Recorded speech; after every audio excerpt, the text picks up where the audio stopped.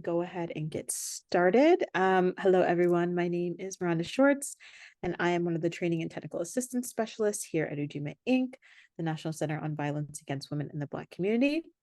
We are super excited for this virtual healing wellness session. During this session, we're going to discuss what healing looks like for the Black community, as well as the long-standing methods we've used to heal and how those have transformed along time. Umi Hankins, the wonderful Umi, will be leading us through this session, and she will close the session with the meditation. I'm not going to talk for too long, so with that, I will let Umi take it away. Thank you so much. Well, thank you so much, Miranda, and thank you, Ujima, for inviting me to this session. Again, it's sort of become a tradition for me that every Domestic Violence Awareness Month, I'm like, are they calling this month? Okay, am I going to do anything? I've sort of gotten into the habit of showing up at least one time for a short while and being able to connect with everyone in the community. So I appreciate that. I appreciate being in community with all of my sisters and having these kinds of conversations. And while I am leading the conversation, I always want you to feel free to join in discussing some of the nuances that I bring up, because I think it's, especially as we talk about healing, then that's how we heal. We don't keep it locked up. We don't keep it to ourselves. We have to be able to talk about it, to give it away, to give other people recommendations on things that they can do also. One of the things I wanted to say was that this month has been really, really like demanding. Wonderfully so, because one of the things I got to do this month was to go to Africa. I went to Ghana and with several other people as we were there doing a scouting trip, and it was wonderful. But part of the reason in going to Ghana was to figure out how we as Black people connect to the African diaspora. How do we as Black people learn how to be how to provide culturally relevant services and strategies by really ensuring that we understand how what we're doing is connected to a culture that existed, that was passed on from generation to generation. And I don't think that we really think about that sometimes. We think about, because we relabel things and make it sound like it's somebody else's creation. And here it is. We could go to Ghana and I can hear some of the same things I say at home in Michigan, in Detroit, Michigan, being said in Ghana. I could hear family being talked about the same way in Ghana as I talk about it here. I could see traditions of libations and different ways in which we gather in community to respect and uplift each other. And it makes me really understand the importance that all of those things have in our healing. There's a mythical bird called Sankofa. How many of you know about the Sankofa bird? If you know about Sankofa bird, just put a Y in the chat for yes, or the N in the chat for no, or just lift your finger up. I can see you at the top of the screen. Okay, so some of you know about the Sankofa bird. And it's a bird with its head turned all the way backwards. And there's an egg on the back of the bird. And it has its head turned to be able to go and fetch, to get the egg that it's carrying on its back. And we relate that to the way in which we have to go back in our history. We have to go back in our past, and we have to fetch the realities of what happened to us, our experiences, so that in order for us to go forward, in order for us to move forward, in order for the Sankofa bird to fly and continue its life, it has to be able to fetch those jewels, those eggs, all those pearls, and bring them to the forefront of our minds so that we can heal. And all of those things have long been rooted in the way in which our experiences are morphed and continue to grow. But we ignore them. Many times we're just not thinking about the way in which our experiences have impacted who we are today. Now, I understand why it happens, because We're so busy. We're so busy still today trying to survive. We're so busy today trying to ensure our children are not captured by the child welfare system, or that our brothers and our sisters can get in their car and be able to return home safely without being stopped by the police. We're so busy with trying to understand how all of these things are happening and what's our plan just for survival that we don't make time to go back and think, what makes me feel good? What is it that my body needs? What is it that my spirit needs? What is it that I need socially? What is it that I need educationally in order for me to feel whole? How do I stay up on what well-being looks like for me if I don't have a moment to be intentional about looking to see the causality of why I don't have well-being? That was one of the things that really came up for me when I was in Ghana. We had an opportunity to visit the what's called the slave castles, but clearly after going there, I just call it a dungeon. It's just right there, a dungeon. It's a dungeon. It's a big, big, big dungeon. And these slave castles, dungeons, were there in order to hold the enslaved individuals on African soil while they were in Africa before they went through the door of no return.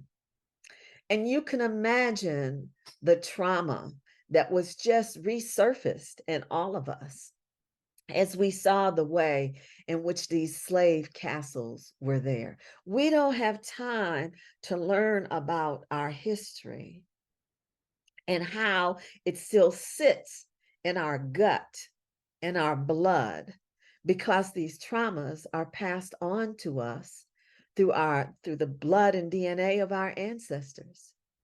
We don't have time to reflect on those things in order to develop a plan. It takes a plan. We have to purposely develop a plan of well-being for ourselves. Just as we develop safety plans for clients that we work with, for children that we're working with, for communities that we're working in, just as we develop these safety plans for them, we have to have our own healing and well-being plan. And it has to start with causality. It has to start with recognizing what has happened before today that now has morphed into the continuation of oppression happening for me today. So we don't have slave castles. We don't have dungeons, but we have incarceration systems. We don't have the separation of our families on the plantations and being sold off to other families, in different cities and different states and doing hard labor. We don't have that today, but we have child welfare that still disproportionately removes children from our families for reasons that are disparate to how they remove them from white families.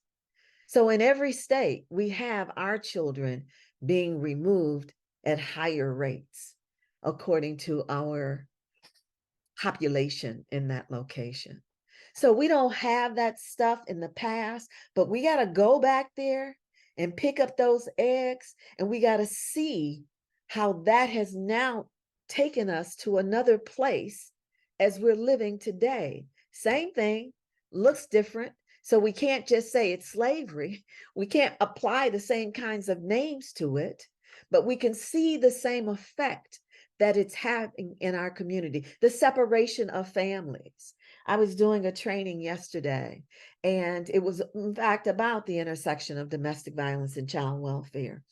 And one of the participants, a white gentleman, said, yeah, things are really different. Families aren't looking for that, how two-headed parent household, the white picket fence, that we're not looking for that anymore. You don't see that a lot anymore. And I had to back them up. I had to back them up. I was like, that was a white dream. That was something that somebody else had. That wasn't the dream, the well-being, the healing that we had in our community. That was never intended for us because our families were separated. Our families weren't allowed to stay together. Our children were taken away from us. And now here in this child welfare system, we have our children being taken away from us again, causing more trauma for our children, causing this pathway from foster care to incarceration to early death. And, we have to know how to connect those things. So as we're looking for healing, as we're looking to purge all of the hate and pain that is settled in our stomachs, that didn't go anyplace because, we say trauma lives in our bodies. Happiness lives in our bodies also, but we never talk about that. Trauma lives in our bodies 100%, but happiness is there too. And so as we're looking for healing and well-being, we have to see the causality, develop the plan, and figure out how is it then that we're going to go forth and be better, be happy, have our families to look the way that it's good for us. We don't have to have two-parent families, a white picket fence, but what is happiness to you in your family? What does well-being look like to you in your family? And what's your plan to get there? Now, since I started off talking about Africa and, the learnings that I came out of it with, then it was also not only looking at those traumas that we suffered through, but really understanding the course of healing. When we look at the African diaspora, there is a way in which racism has taken over some of the religions and some of the beliefs of the various African diasporas across the world. And they've attributed their healing strategies to being very demonic type of strategies because they weren't Christianity. Now, I'm not telling anybody not to believe in Christianity. I'm a Christian myself. And so definitely, but I'm saying that the practices that we had in Africa that then went out throughout the whole diaspora that were demonized, guess what? Are things that are being done right today and relabeled. The herbs, as our communities foraged herbs, foraged all of the richness and the natural goodness that the earth has given to us. As we did that in Africa, we could heal a cold, we could heal backaches, we could heal and have antibiotics. Now, of course, I'm not discounting modern Western medical science today, nor Oriental science at all, because I believe in both of those things. But our techniques of healing were demonized, were called out as being something that the devil is making you do and not seen as authentic. And yet what pharmaceutical companies are doing is taking those same formulas, creating an artificial form of it, and then selling it to you for 2,000 times the rate that it costs. When we could get those same herbs, those teas, those potions, that we can do those ourselves for much less cost. Again, I say, unequivocally, see your doctor. Get those x-rays. I'm not, get those blood tests, know what they're saying. But when you get them, look for what are all your options for healing. What are the ways in which you can integrate various things? I take supplements. I have a lot of supplements. I have so many supplements, I had to put them in a tub, one of those plastic tubs, depending on where I am and what I need and how I want to use it. I take ginger every day. I take ginger because it's an antibiotic. It's something that removes inflammation from your body. Inflammation causes disease. And so I'm on a preventive protocol to ensure that I'm preventing inflammation and antiviral or viral things from being in my body. Okay. So I take that every day.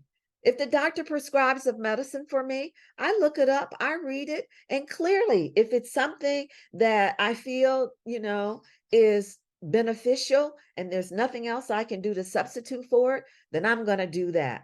So I'm not going to, we don't have time for me to go through a whole litany of all the different herbs. Like I said, it's a bucket full that I take or use at various times. But I'm saying you need to research. You need to be able to look and see. You need to be intentional about the pain that you have, where it is, and where it's coming from.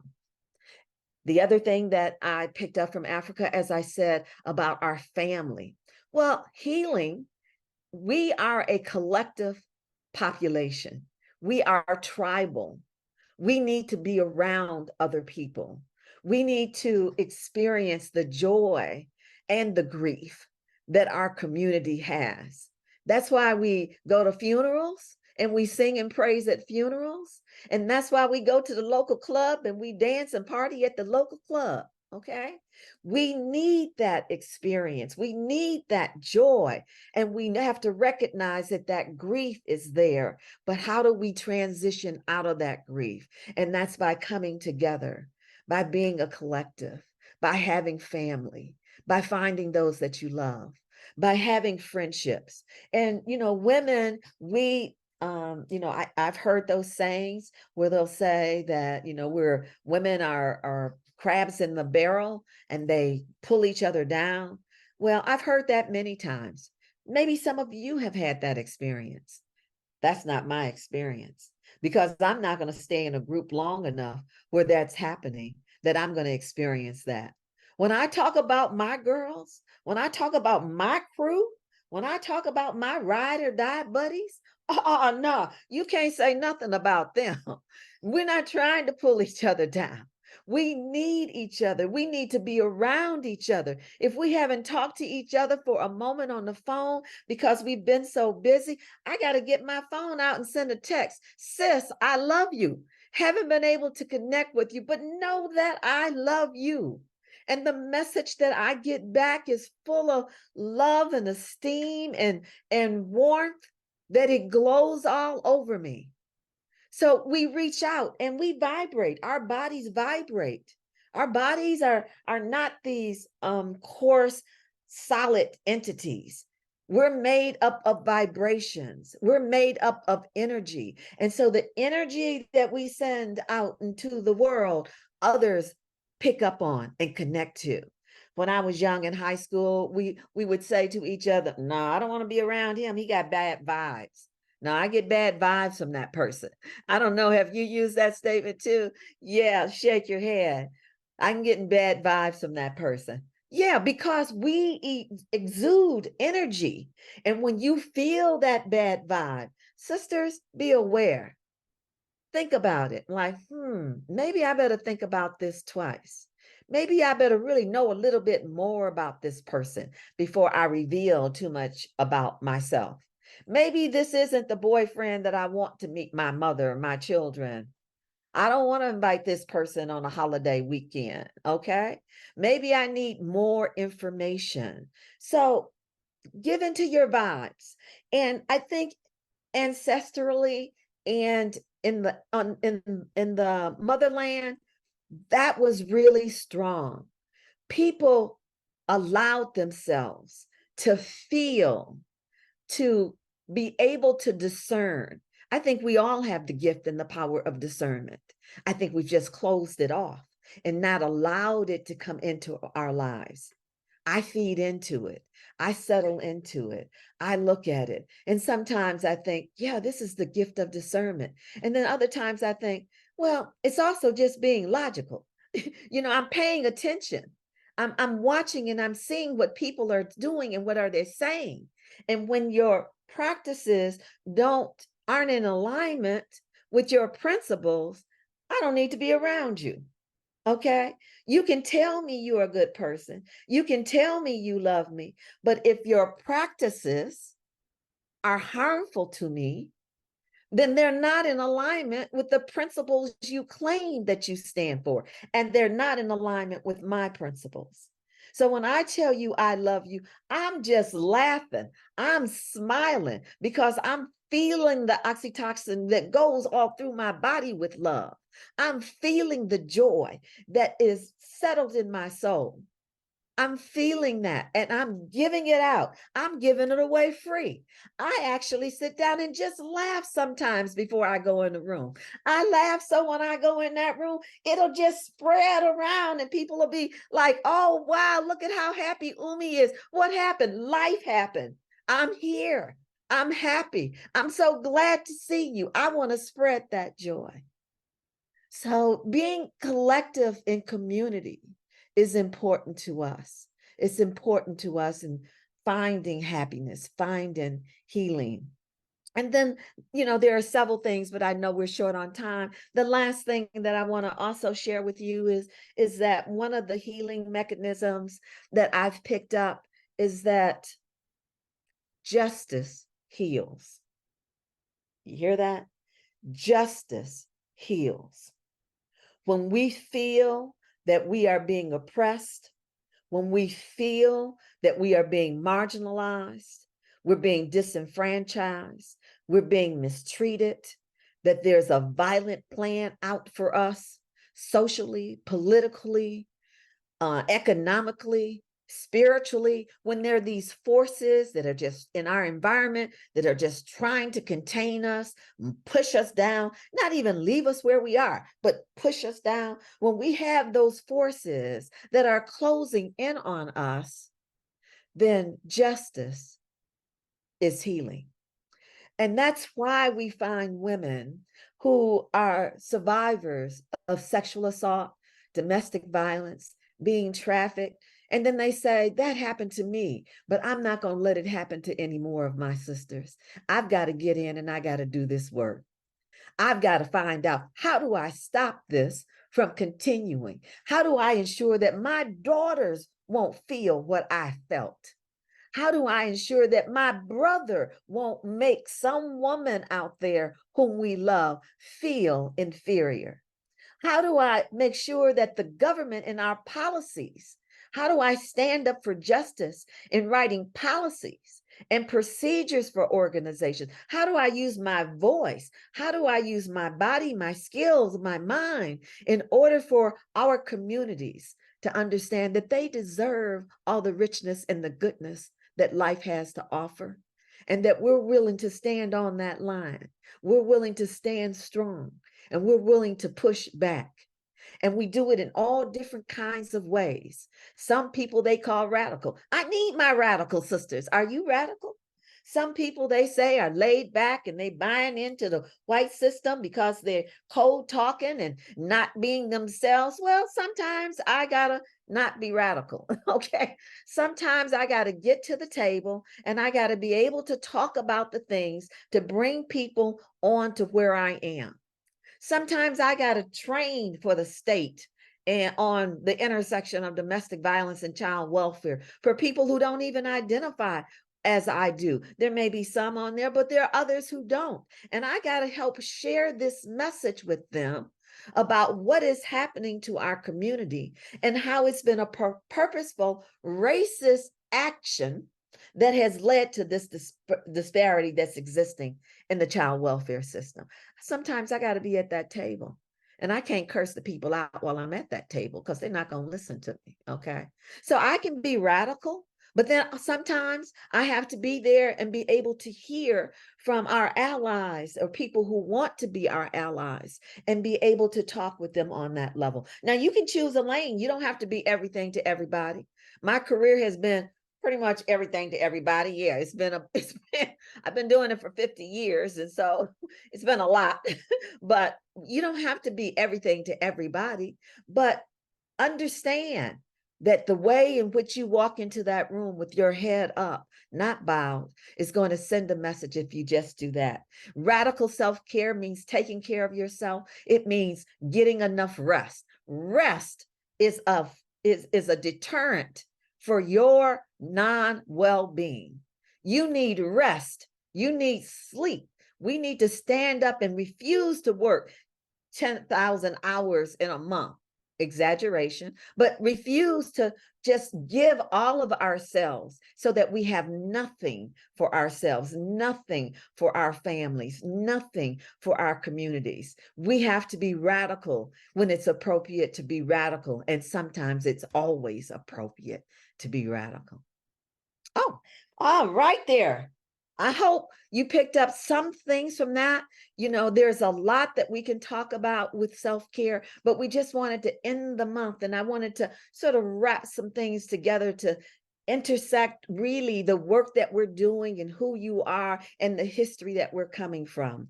So I want to read a meditation for you. It's not one of my original meditations, but it's one that I get so many comments on, and so many people who really appreciate the words and the thoughts and the sentiments of Miss Monet Marshall, that I wanted to share this with you. And before I share it, meditation is part of a breathing exercise. It's, meditation is not just listening to music and hearing the vibrations, but it's part of a breathing exercise, because that breath going through your body is what's healing all the organs in your body. It's what's calming down your emotional center. It's making you relax. That oxygen is helping you to heal.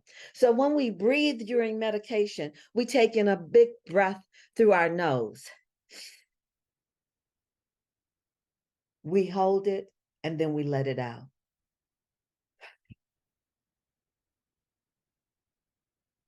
And each time you do that, you'll feel your body relax a little more. Breathe in with me. And let it out. I want you to continue to breathe while I send this meditation lovingly to all of you. It's a meditation for Black women. Bring attention to your feet. Thank them for what they have brought you through. Rejoice in what they bring you to. Keep breathing. Bring attention to your lower legs. Thank them for the waters they have carried you through, from puddles to big waters. Rejoice knowing that they have strength to take you through whatever comes next. Breathe. Bring attention to your knees. Thank them for every time that they were bent, for every time that they hit the ground, that every bend created an opportunity for you to stand. Breathe. Bring attention to your thighs. Thank them for the gift of parting and closing again. When you choose, and only when you choose, rejoice for the part that they play in your pleasure. Breathe. Bring attention to your hips. Thank them for your sway, your special way that connects you across the diaspora, your home. Rejoice in the moment that is yours, all of yours. Breathe. Bring attention to your root. Just say thank you for what is, for what isn't, for surviving, for healing, for creating. Rejoice that it is done. Excuse me. It's over. It is healed. Bring attention to your butt. Thank you for being specially yours, unique contour to you. Rejoice in its commitment to hold you through every dance, every step, every seated moment. Just breathe and give yourself energy, and bring attention to your stomach. Thank it for loving you even when you did not love it. Rejoice that as a container, it is what you fill it with. And you always have the opportunity for choice. You can fill it with what you desire to be there. Bring attention to your back. Thank it for all that it has held and all that it will endure. all that it carried for you, all that it carried for your mama or your mama's mama before her. Rejoice in the knowledge that every load it carries shifts the baggage from your daughter and from her daughters after her. Bring attention to your breast. Thank them for the softness, the sweetness in the world that wants to make them sour. Rejoice because size nor shape can dictate your joy in your breast. Bring attention to your arms. Keep breathing. Keep breathing. Thank them for lifting up and holding down. Rejoice because you can put the burden down and hold and be held instead. Bring attention to your hands. Thank them for holding on. Rejoice in the alchemy. They're making something out of nothingness. We do that all the time. We have to make something out of nothing. Breathe. Keep breathing. Bring attention to your chest. Thank it for being the sturdy enough to carry your heart and soft enough to leave breathing room for your lungs. Rejoice in its knowledge because that's a lesson, sturdy and soft at once. Bring attention to your throat and thank it for every word spoken, knowing that it has so much more truth to bear. Breathe with me.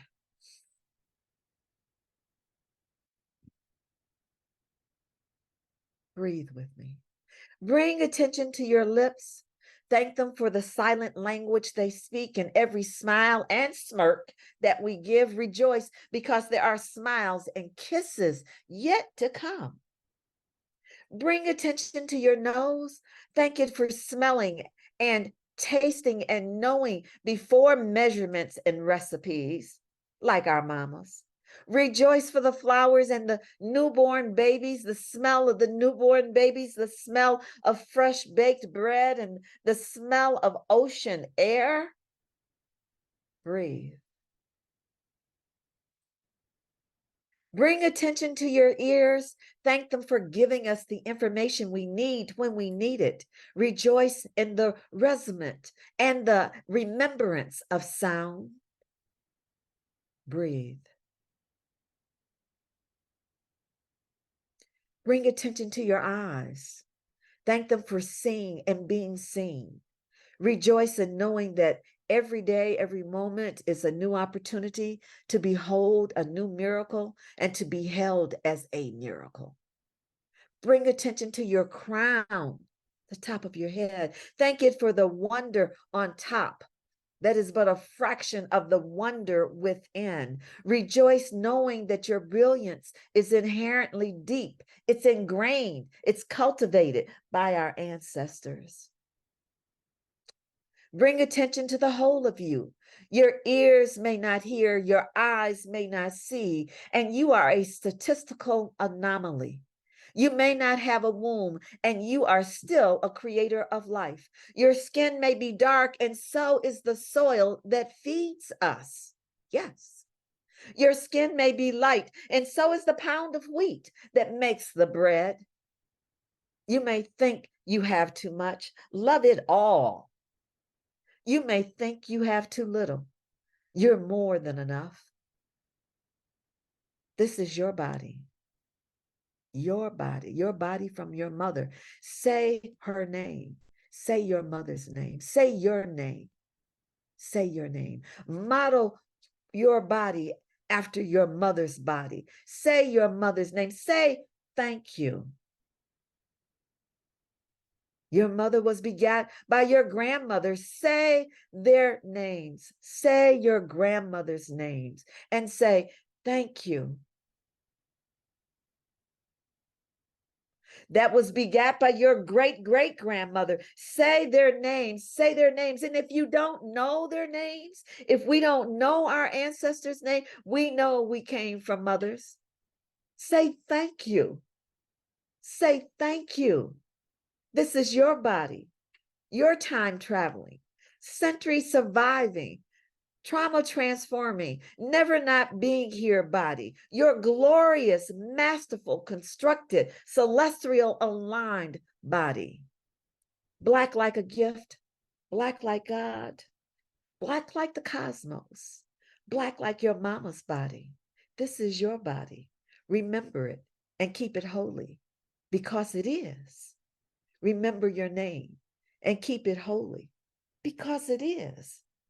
Remember your breath and keep it holy because it is.